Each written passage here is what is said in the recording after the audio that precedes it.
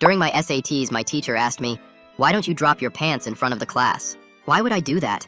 I whispered back, trying not to disturb the other students. "Because I've been watching you across the room. You've been fiddling with your pants." She crossed her arms like she'd caught me red-handed. "Would you believe me if I told you it's because I have to pee?" It was true, but I could tell from her face she wasn't buying it. She shook her head and her voice got louder. "That's nonsense! You're cheating!" Other students started looking up from their test booklets. The room was supposed to be silent except for pencils on paper, but now everyone was watching our confrontation. My face burned with embarrassment as more heads turned our way. "How would I be cheating?" I asked, genuinely confused. "You have something in your pants. I don't know if it's a phone or a cheat sheet, but you're using it to help you. That's how you finished this section of the test faster than everyone." She pointed at my answer sheet, which was mostly filled in. I'd always been terrible at standardized tests. My grades were decent, but something about those bubble sheets made my brain freeze up. That's why I'd spent the last 3 months studying every single day. Practice tests, vocabulary flashcards, Khan Academy videos until my eyes burned. I needed a good SAT score to make up for my mediocre GPA if I wanted to get into a decent college. I'm not a good test taker, so I studied extra hard for the SATs to hopefully make up for my bad scores on college applications. I tried to explain, but she was already shaking her head. Mrs. Gordon leaned in closer and lowered her voice, but somehow made it more venomous. "Your parents are drug addicts. There's no way you had time to study. You probably sell drugs yourself." "That's an accusation." I stood up without thinking. My parents had their problems, but they'd been clean for 2 years. They'd gone to rehab and meetings and worked so hard to get better. For her to throw their past in my face like that made my blood boil. And accusing me of selling drugs just because of my family's history was beyond unfair. The other students started murmuring. Desiree, who sat behind me, spoke up. "He's been in the library every day after school. I've seen him studying." "Yeah, he's always asking me math questions," added Carter from across the room. More kids chimed in defending me, but Mrs. Gordon wasn't having it. Her face got redder, and she raised her voice over theirs. "Unless he drops his pants and shows he doesn't have anything, I'm reporting him to College Board and he will face numerous academic penalties." The room went silent. Everyone stared at me, waiting to see what I'd do. Getting reported to College Board meant this test wouldn't count. It meant colleges would see an accusation of cheating on my record. It meant everything I'd worked for would be ruined. Fine. I was so angry I could barely speak. I stood there in front of 30 other students and undid my belt. My hands were shaking with rage and humiliation. This was insane. No teacher should have this kind of power, but I couldn't risk my entire future on principled stand. I dropped my pants to my ankles, revealing my Rick and Morty boxers. Some kids gasped. Some girls smiled. Others looked away. But then something fluttered to the ground. A folded piece of paper fell out of somewhere and landed between my feet. I stared at it in shock because I had no idea where it came from. It wasn't mine. The paper just sat there between my sneakers while 30 pairs of eyes stared at it, and nobody moved or even breathed for what felt like forever. Mrs. Gordon lunged forward and grabbed it before I could even think about reaching down myself. Her fingers closed around the folded paper, and she held it up like she'd just found buried treasure or something. I stood there frozen with my pants still around my ankles while she started unfolding the paper with this huge smile on her face. The corners made little cracking sounds as she opened each fold and smoothed it out to read what was written there. She waved the paper above her head and announced it had vocabulary words written on it, but they weren't even for this section of the test we were taking. My hands were shaking so bad I could barely grab my belt loops to pull my pants back up over the Rick and Morty boxers. The button on my jeans kept slipping through my fingers while Mrs. Gordon kept talking about how this proved I was cheating, even though the words weren't for this part. Someone in the back row started recording on their phone, and I heard the little camera sound it makes when you start a video. Mrs. Gordon told everyone to put their pencils down and stay in their seats while she went to the classroom phone on the wall. She picked up the receiver and pressed some buttons to call the main office while I finally got my pants fastened and my belt buckled. The whole room stayed dead quiet, except for the beeping sounds of the phone numbers, and then Mrs. Gordon asking for the assistant principal to come immediately. She hung up and pointed at me to get out in the hallway right now while everyone else had to stay seated for the investigation. I walked past all those staring faces and through the door into the empty hallway where the fluorescent lights made everything look weird and harsh. The door clicked shut behind me, but I could still hear whispers starting up inside the testing room and more camera sounds from phones. My legs felt weak, so I leaned against the cold brick wall and tried to slow down my breathing that was coming too fast. Through the little window in the door, I could see kids turning around in their seats to look at where I'd been standing. Some of them were showing each other their phone screens, and I knew they'd captured the whole pants thing on video. The hallway stretched out in both directions with nobody else around, since everyone was supposed to be in testing rooms right now. I heard footsteps coming down the hall and saw Serena Morgan walking toward me in her navy blue suit and low heels that clicked on the floor. She had a folder in one hand and her phone in the other, and her face looked serious but not angry or anything. When she got close, she asked me to explain everything that happened from the very beginning without leaving anything out. I told her about needing to pee and Mrs. Gordon watching me and accusing me of cheating because I finished the section fast.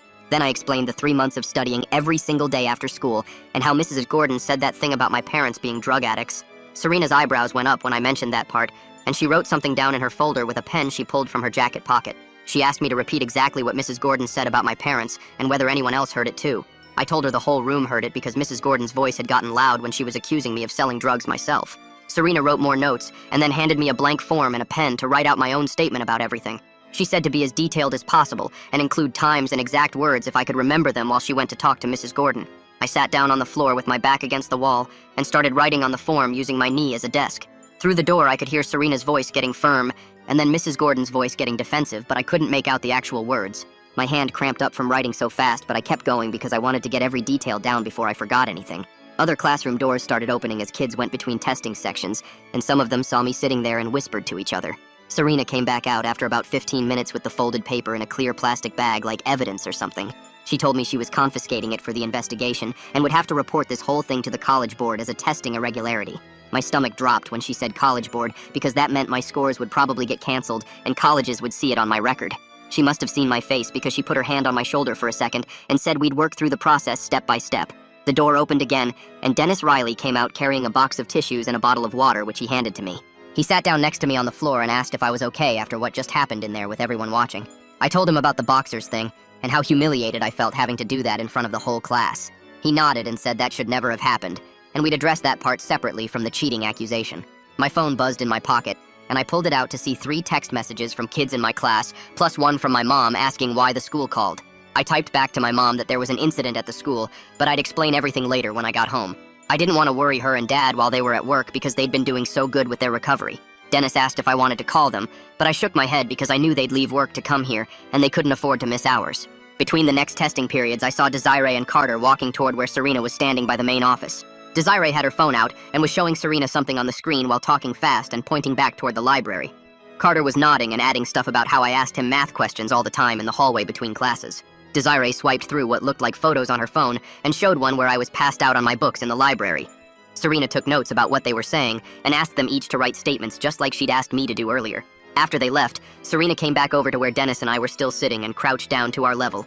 She explained that the college board would definitely put my scores on hold while they investigated, which could take several weeks to resolve.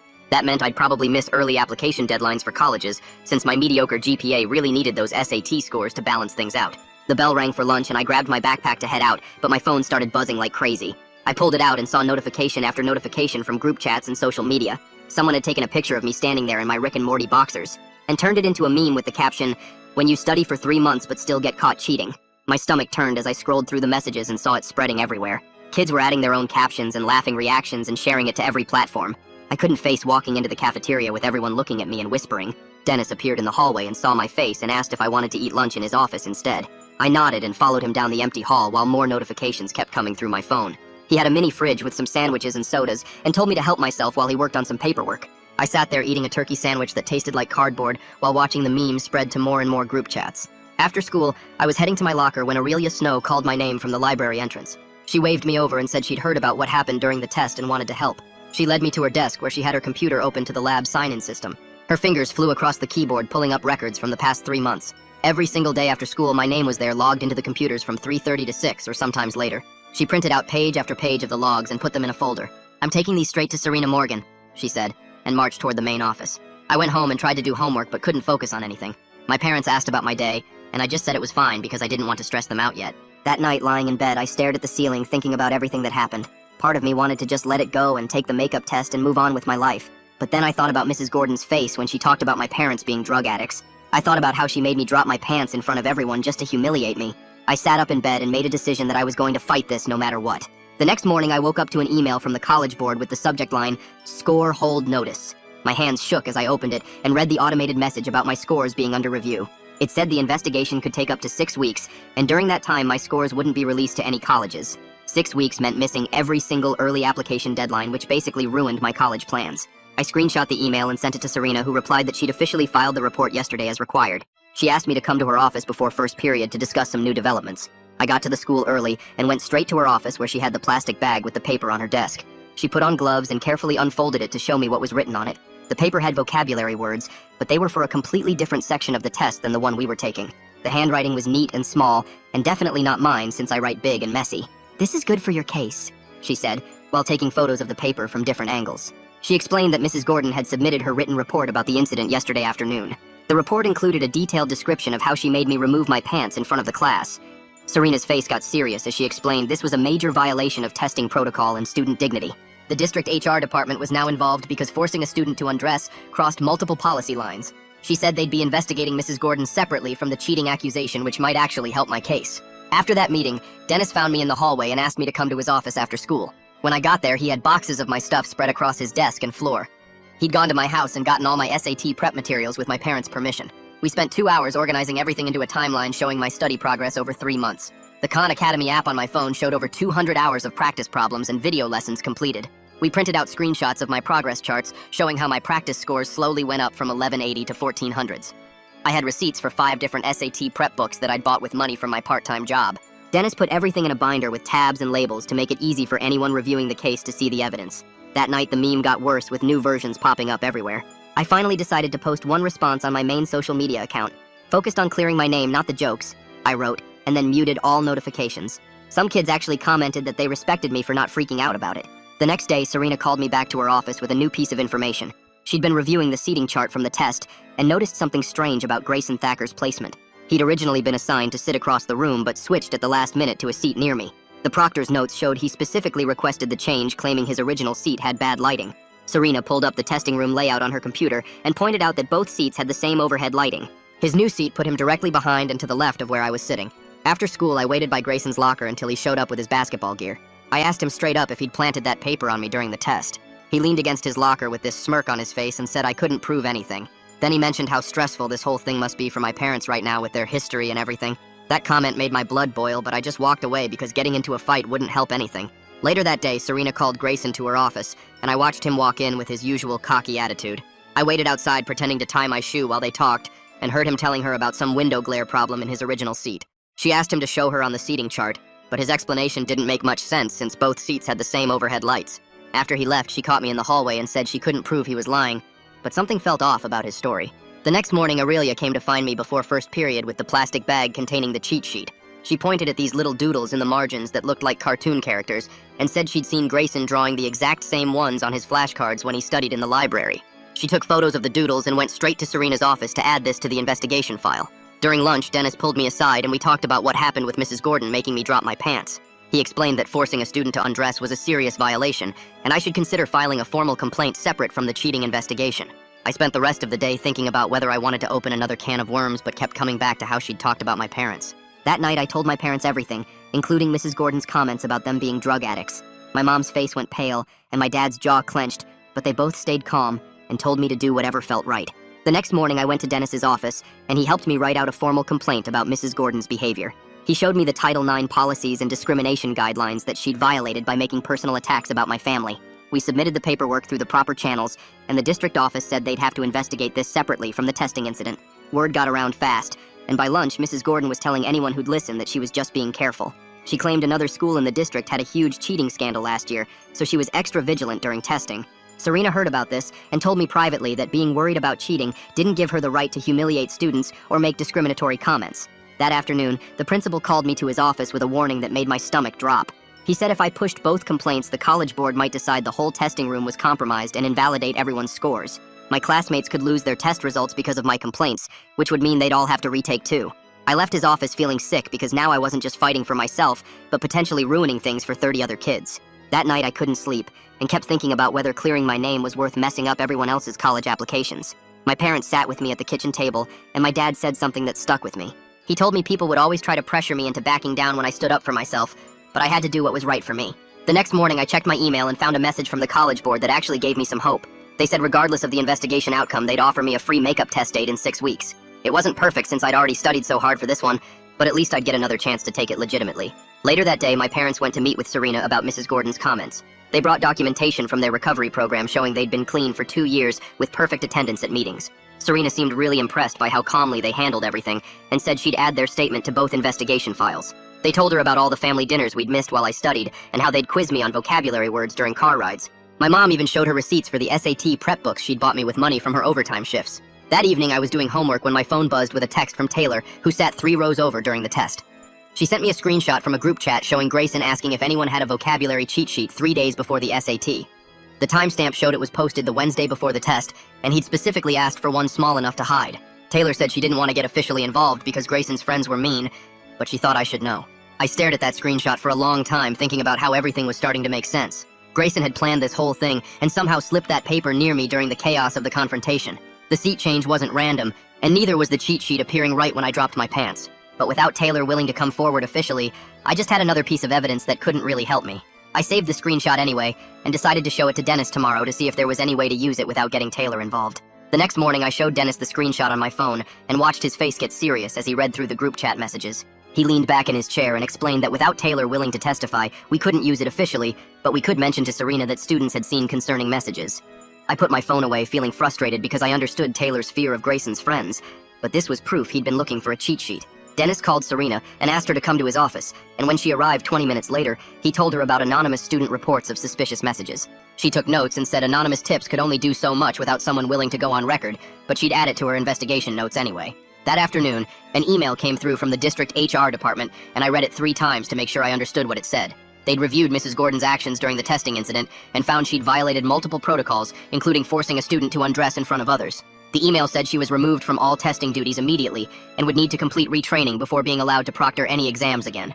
I felt a small bit of relief knowing she wouldn't be able to do this to another student, but it didn't fix my current situation with the college board. Dennis found me in the library after school and sat down across from me at the study table where I was trying to focus on homework. He told me I needed to stop feeling guilty about all the attention this was bringing to the school and reminded me I hadn't done anything wrong. We spent the next hour practicing how to stand up for myself without constantly apologizing or making excuses for taking up people's time. He had me repeat phrases about my rights as a student and how to advocate for myself without backing down when adults tried to make me feel small.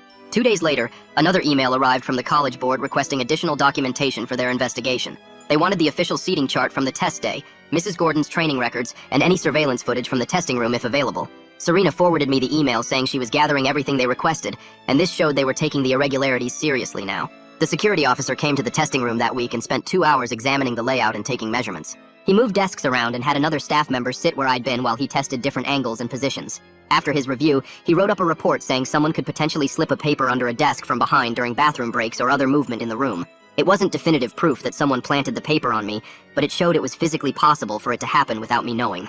I was walking to my car after school on Thursday when Mrs. Gordon appeared from behind a pillar in the parking lot. She blocked my path and started talking fast about how I was ruining her career over nothing and asking if my parents were proud of raising such a vindictive kid. I tried to walk around her, but she kept stepping in front of me, and her voice got louder as she accused me of trying to destroy her life. What I didn't notice was a sophomore named Hendrix, standing by the bike racks recording the whole thing on his phone. Mrs. Gordon kept going for another 2 minutes saying I was a liar, and my family was trash before she finally stormed off to her car. Hendrix came over and showed me the video asking if I was okay, and saying that was messed up what she'd done. I asked him to send me the video, and thanked him for recording it, because now I had proof of her harassing me outside of school. The next morning I sat in Dennis's office as he watched the video with a concerned look on his face. He explained there were legal complexities about using recordings, but since it happened in a public space and Hendrix recorded it voluntarily, we could submit it.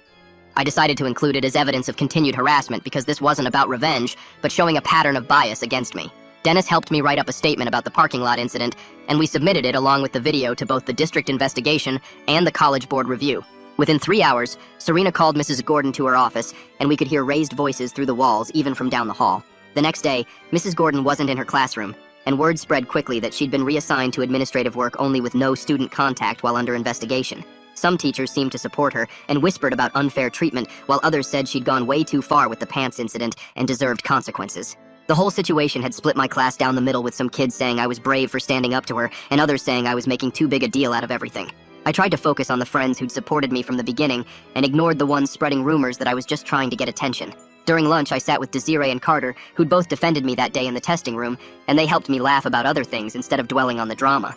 Later that week, Aurelia called me to the library and showed me something interesting she'd noticed while organizing supplies. She held up the original cheat sheet in its evidence bag and pointed to the blue ink used to write the vocabulary words. Then she pulled out a specific pen from her desk drawer and explained she'd lent this exact brand to Grayson the week before the SAT when he'd asked to borrow something to write with. She'd remembered because it was her favorite pen, and she'd made him promise to return it, which he never did. Aurelia took photos of both the pen and the cheat sheet, and immediately went to add this detail to Serena's investigation file, even though we all knew circumstantial evidence could only do so much. The next few days, I kept my mouth shut about Grayson, even though everyone was talking about the pen thing. I saw him in the hallway between classes, and he gave me this weird look, but I just kept walking. My friends kept asking if I was going to tell Serena about Taylor's screenshot, but I couldn't do it. Getting into some big fight with him wouldn't help my case, and might make me look like I was just trying to blame someone else. I spent that whole week waiting for the college board to make their decision while trying to focus on my other classes. The email finally came on Friday afternoon while I was sitting in the library. My hands shook as I opened it on my phone. They were canceling my current scores, but I could retake the test without any cheating mark on my record. It wasn't perfect since I'd have to go through the whole test again, but at least colleges wouldn't see an accusation.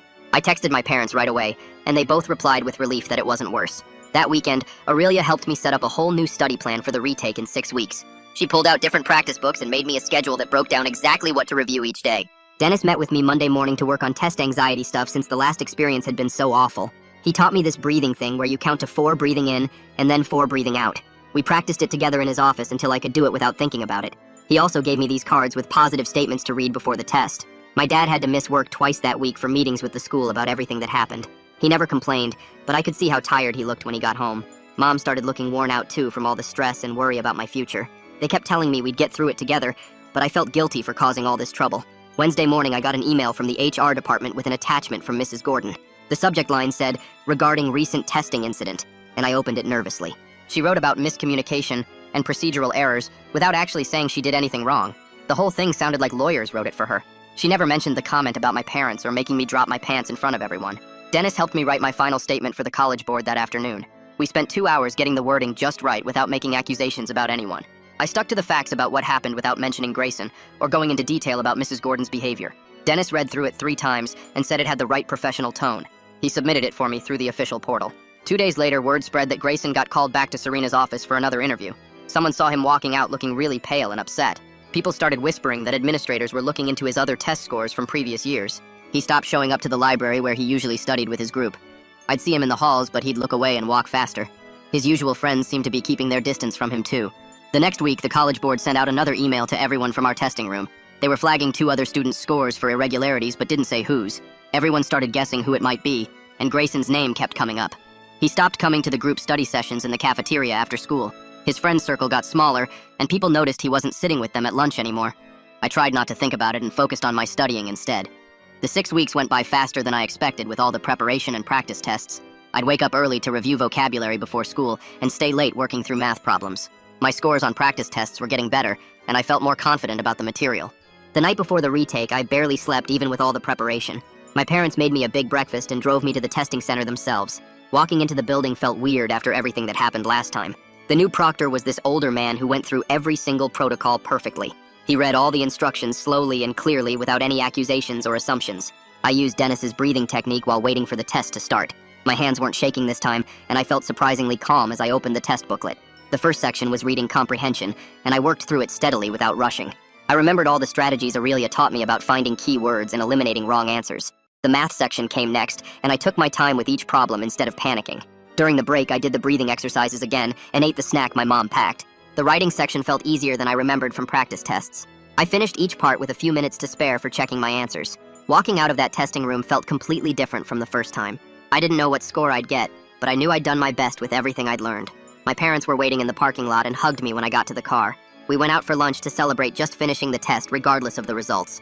3 weeks dragged by with me checking the College Board website every morning before school, even though I knew scores wouldn't post until exactly 8 a.m. Eastern on release day. When the morning finally came, I sat at my computer with my parents standing behind me, refreshing the page over and over until the numbers appeared. My hands were shaking as I clicked through to see the breakdown, and there it was. A 1420 total with 720 in math and 700 in reading and writing. Mom grabbed my shoulders and squeezed, while Dad let out this huge breath he must have been holding.